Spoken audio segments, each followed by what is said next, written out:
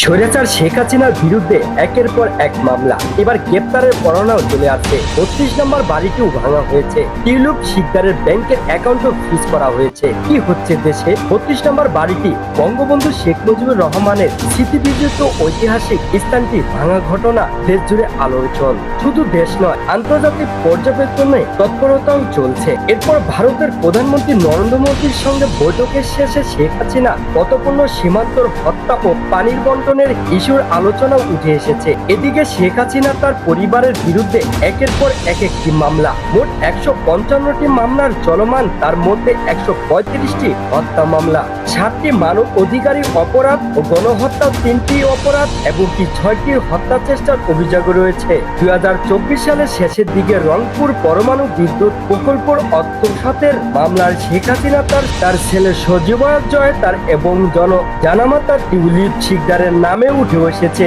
ইতিমধ্যে তাদের ১৫৫টি ব্যাংকের অ্যাকাউন্ট ফ্রিজ করে দেওয়া হয়েছে, যার পরিমাণ প্রায় ১৩০০ কোটি টাকা। ফেব্রুয়ারিতে ঢাকা ধানমন্ডির বিসন্ত্রকারীর হামলার ঐতিহাসিক ৩২ নম্বর বাড়িটি ভাঙা হয়েছিল।